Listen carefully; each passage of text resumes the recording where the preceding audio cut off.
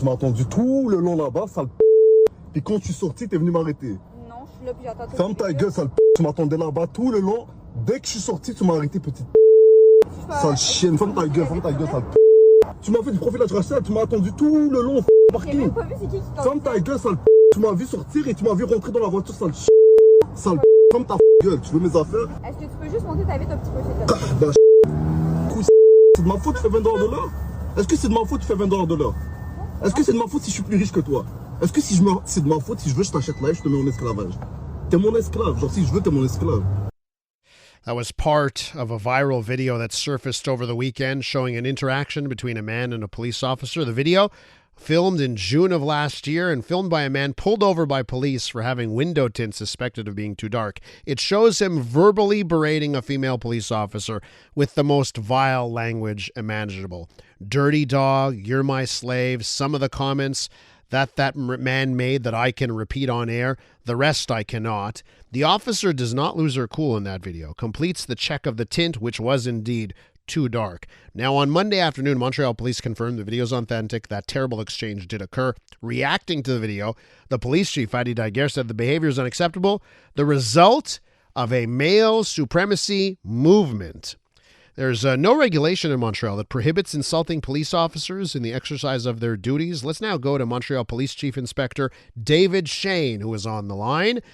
Chief Inspector Shane, welcome to the program. Well, thank you very much, Mr. Makos. Is this a day in the life of a Montreal police officer? Well, obviously, it's very extreme words that were pronounced. Unfortunately, insults are part of the daily or weekly realities of police officers everywhere.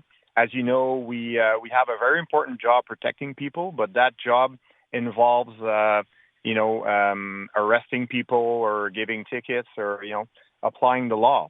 And so we're used to having people not very happy or sometimes angry. Sometimes they need to ventilate a bit their emotions, and sometimes they do insult us. But I think what you've just played is really shocking because it engulfs all the types of remarks and insults that we can have, but all in one intervention. So it's really, really shocking for us. Now, this week, we heard from the mayor of Montreal, and she basically said this is a problem with men. This is misogyny, a male problem. Heard similar things from the police chief that I mentioned off the top. I look around the men that I work with, and I'll just tell you, behind the glass here, I got Maxime Cadotte. He's producing the show, nicest guy in the world. He gets pulled over. I tell you, Max would be really nice. He'd probably be upset, like I would be upset if I get pulled over. He'd be really nice. He wouldn't swear. He wouldn't insult. My technical producer's name is Jimmy. Great guy, nicest guy in the world. What I want to ask you, Mr. Shane, is if it's fair to just say, this men, you are just a problem. Because all of the men that I know in my life would never do such a thing. I wonder your thoughts. Well, I was present when Chief Dagger commented, and in no way was he saying that this situation is a problem of toxic masculinity. I think he referred to it. And the idea was to say that it's an important problem all in all. But, as a police department, we do strongly condemn what was said. Mm-hmm. So I think we got to focus on what the result was, what was said. And those terminology was misogynistic and degrading to any person, not just a police officer. And that's why we condemn it. And that's why we're analyzing all the videos. And our unit that deals with heinous incidents and crimes is looking into it and to follow up because we're not just worried that this will happen again with other police officers, but also with other women. Yeah. And that, that's another thing I wanted to touch upon because we did speak with the president of the Montreal Police Brotherhood. Yves Francoeur was on the show earlier this week. And he mentioned that for female officers in particular, this is something they face. So that's correct here. Like the day-to-day of a female officer is different than a male officer when it comes to abuse that's levied at them? Well, what I think we can fairly say, and I'm sure if you ask your colleagues, your women colleagues, they'll say the same thing. When you're insulting a man, you'll use certain words. Same thing as if you're insulting a man police officer.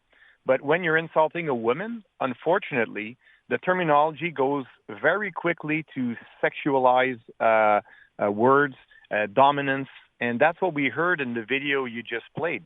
And it is what happens with women police officers as well. And I think we need, as a police department, we condemn it, but I think we need to look into that on a larger scale. Is anything changing in society here? And I ask you that because I mentioned we spoke to Yves Francoeur, and one of the things he said is that it's not just these interactions with police. They're seeing it in hospitals. They're seeing it in schools where there's just a lack of respect, civility. Do you think something is changing here in society where we're seeing less civility?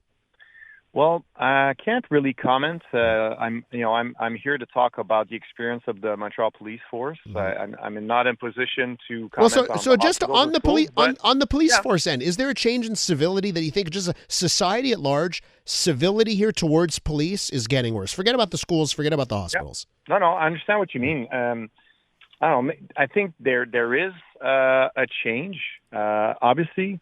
When I listen to the older police officers, or the one when I came into the force, the ones were telling me, well, it used to be if somebody insulted a police officer, they settled problems in a different way. But on the other hand, this is not acceptable these days.